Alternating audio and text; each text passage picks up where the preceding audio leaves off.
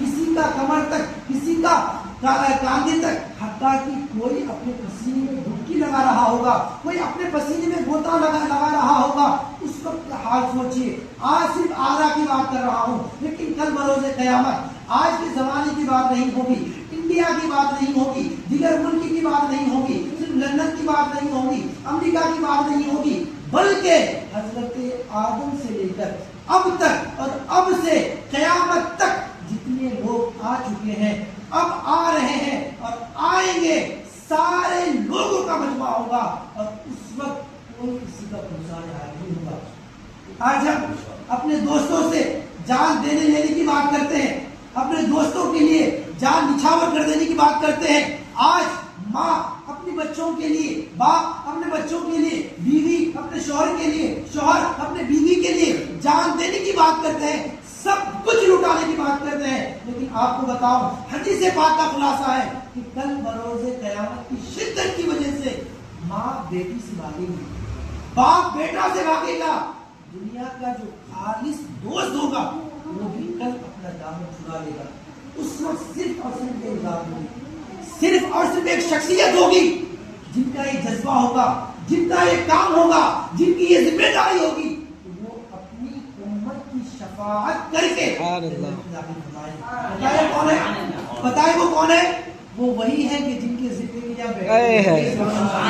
وہ وہی ہے کہ جن کے نام لینے کے لیے، جن کی ولادت کے ذکر کے لیے ہم بیٹھے ہیں. ہم کسی سرکار کے لیے نہیں، کسی نیتا کے لیے نہیں، کسی آئلے گہرے کے لیے نہیں، ہمارا یہاں بیٹھنا اس نبی کی ولادت کی ذکر کے لیے ہے جو کل ہمارا بیڑا لگائیں گے، جو کل ہماری شفاعت کر کے جنت میں داخل کریں گے.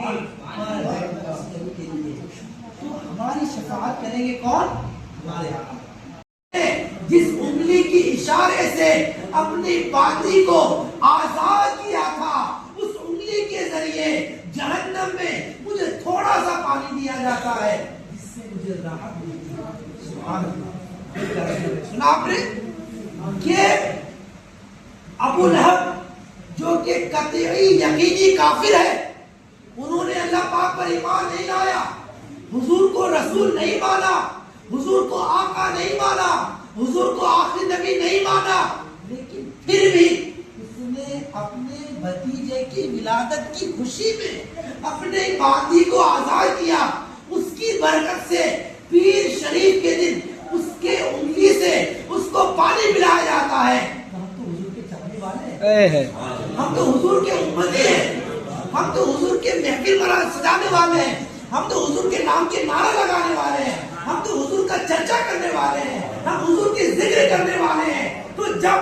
ابو لہب جیسے سخت کافر کو ولادت کی خوشی منانے سے فیض مل رہا ہے، تو ہم حضور کے سچے غلام، پکے غلام جب حضور کی ولادت کی خوشی منائے گا تو انشاءاللہ الکریم رب کی ذات سے، حضور کی ذات سے ہمیں امید ہے کہ ہم بھی اس سے مالا مال ہوں گے. اس لیے شاعر کہتے ہیں کہ ابو لہب جیسے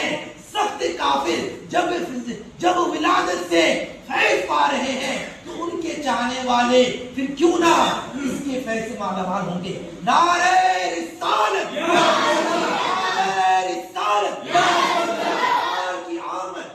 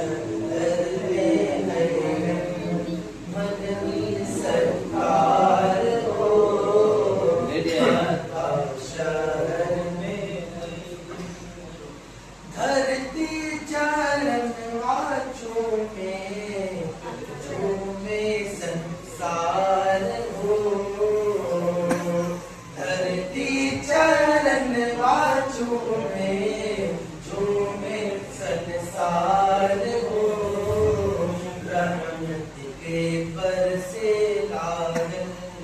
رحمت کے برسے لاگل رم جھم کو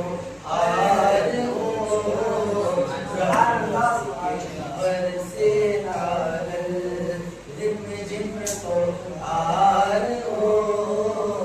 مکہ شہر میں اعلن بن مائی بچاون کے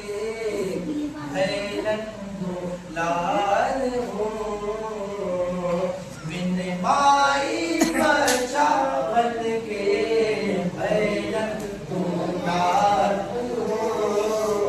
بدون سے شادی کر کے بدون سے شادی کر کے دہلن ادھکار ہو بدون سے شادی کر کے دہلن ادھکار ہو. آپ کو پتا ہے جب ہمارے نبی صلی اللہ علیہ وسلم آنے کا زمانہ تھا اس کو جو بیوہ عورتیں ہوتی تھی ہوتا تھا لیکن ہمارے حضور صلی اللہ علیہ وسلم کی عمر ہے 25 سال حضرت خدیجہ کبریٰ ام المؤمنین رضی اللہ عنہا کی عمر ہے 40 سال. ہمارے نبی صلی اللہ علیہ وسلم نے سب سے پہلا نکاح 25 سال کی عمر میں کی اور وہ بھی 40 سالہ ام المؤمنین حضرت خدیجہ کبریٰ سے کر کے یہ بتایا کہ اے لوگوں بیوہ سے شادی کرنا کوئی عیب نہیں بلکہ یہ میری سنت ہے. اس میں شاعر کہتے ہیں بدون سے شادی کر کے دہلن ادھکار ہو جنت سے نورے آئی امینا کے دوار ہو جنت سے نورے آئی